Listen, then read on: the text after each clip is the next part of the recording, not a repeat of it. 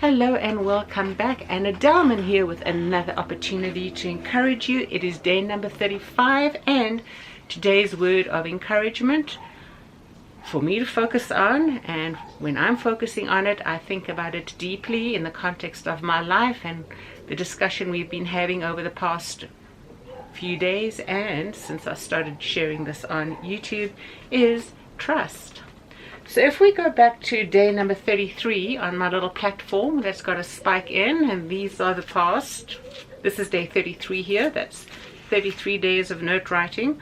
On day 33, it was looking out to see what's going on in your community. When we are growing and when we are overcoming struggles in our life, it's always a good thing to encourage others along the way and to share our life's struggles so that we can provide wisdom for others not to make the same mistakes. I think that's what I love the most about being older, is that when I look back on my life and the great gift I've had of a wonderful education and life experiences, I can encourage particularly younger women. I'm a woman, and so I like to encourage younger women on how they are to view and consider life, to save them and protect them from making the same errors I did, or to remove the blinkers of their culture or their tradition so they can see life objectively. I think that is such a wonderful gift to have. So on day 33, it was looking at what's going on around you. And then yesterday, day number 34, was commitment. And I shared about commitments and broken commitments that I had experienced and why it's so important to stick to those commitments you make. And then yesterday, after I'd shared that with you, I was thinking through, we only commit and make commitments with people we trust. And sometimes we assume we know people sufficiently and trust them enough to make very, very important commitments with them because we want to trust. And I think that it's a very good thing to want to trust people always. However, that's naive. In my age, I've learned the naivety of trusting people for so many years, and it seems like I never learned the lesson quick enough. So to comment on trust, you should only ever trust anyone and a situation, people, places and things. We should only ever trust when we have a confidence in them and their character, when we can entrust ourselves to the safekeeping they should give to us, to the truth and the foundation to what we believe in, consequential to all of life. I've shared that with you before. And we should only trust in those who have a deep-rooted belief system. What is their conviction? So we need to know, have the confidence in them, in their character, safekeeping, conviction. So let's comment a bit more on safekeeping. But they can be faithful to treat us honorably. If they need to change a commitment, or if they need to break a commitment because of things going around them which you're not aware of, that they would be open and honest. And if they've made a mistake, like I referred to yesterday, no correction was ever made. I was left out there to deal with the consequences, and it was very ugly. Still today, and it's been many, many, many years since then, I still regrettably, sadly, have to deal with the consequences to their shame. Would I trust people like that again? Oh no. No, no, no. That's why I can share with you a little note today on trust. Imperative people out there, imperative. Don't, because of your life circumstances and you're not sure about your surroundings, think it's necessary to yoke yourself and make commitments and to trust. You have to trust those people. You don't have to trust anyone. And that may sound immature or irresponsible or self-focused. No, not at all. You are, in fact, honoring all people around you, especially if the commitments you need to make affect other people. You be wary of who you are making commitments with. Be careful with whom you are placing your trust in. Again, confidence, their character. Safekeeping, you, the truth, the foundation of what you believe in. Make sure that it's the same. If they are wanting to do an outreach program with you, I am a Christian, so if they say they are Christians and they are wanting to share a platform with you to talk about that, are they really of the same faith as you?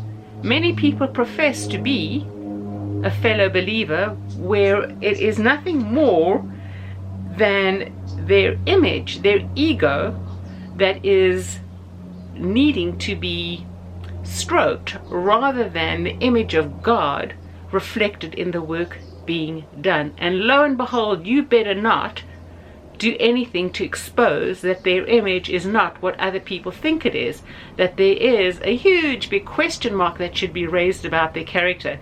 You, if you do not have a support system, and this situation I'm referring to, which I'm sharing with you to grow your wisdom, I did not have one. I had one hundreds and thousands an ocean away, hundreds and thousands of miles an ocean away, but I did not have one locally. No one who could stand by my side and say, this is who she is, this is what she stands for, and I don't believe she would never do something like that. What caused it? Not one. Is that a woe is me, life is undone statement? No, not at all. Please, I'm sharing an example with you for your edification, for you to grow and not be caught up in the same kinds of situation. These things happen worldwide. I've been around the block. I've lived an ocean away from where I am now. I've saw things there that happened to other people, similar to what's occurred here, and it is no different. So when I'm sharing, it's not that it's a pity party. No, I'm grateful for what occurred. I'm thankful for what occurred. Was it good? Was it fun? Was it nice? Oh, heck no. But I'm thankful and grateful because it made me who I am today. That I do not need those persons in that circumstance to be by my side to validate my faith, my vertical faith, based on the horizontal foundation and the cornerstone which I hold to dearly and I cling to. So please, people, don't get caught up in stroking other people's egos. Trust in your belief system, in what you believe in. And again, if you are not the kind of person who can be trusted, take some time and reflect deeper into your life on what you would need to grow that. Once you've had somebody walk all over your trust, you will know how important it is to hold that strong and tightly as a foundation of your character. Mine, I do believe, is, I've told you all, and I've shared with you before, that this little piece of word, oh sure, it's just a piece of word, and on here are all the pieces of paper which I hope to fall right to the top after 365 days. This represents the foundation of my faith. And where do I find the information about my faith? Where do I learn more and more and more to grow stronger and to hold strong and true and not waver? To me, that's the Bible. Now, you may not think that that's a book worth reading. Okay, I hear you. I'm not asking you to read it to have the same faith as me. Go to Proverbs and Psalms, which are Old Testament books of wisdom. They're from the genre of ancient Near Eastern texts. Read it for its traditional value and its wisdom value. You don't know where that will lead. Oh, I'm hoping it will cause you to read further and read more. But if it doesn't, at least you will be gaining some practical wisdom for life. And you too, through reading Proverbs, will realize the necessity of being trustworthy, of being looking out for all the characteristics I've mentioned before you trust anybody else. Because once trust is broken, seldom can it be restored. And in the situation I mentioned yesterday, and I refer to again today, would any of those ever come forward and try and deal with it correctly according to the foundation which they profess anchors their life. Oh, I don't think so. And why don't I think so? Because so far, in all these years, the image that is important to themselves is their ego, meaning themselves. That is more important to them, to be seen the part of being godly rather than honoring the God whom they profess to have a platform to share publicly. So please, work on your personal trust. Become a more trustworthy person. Know the importance of it.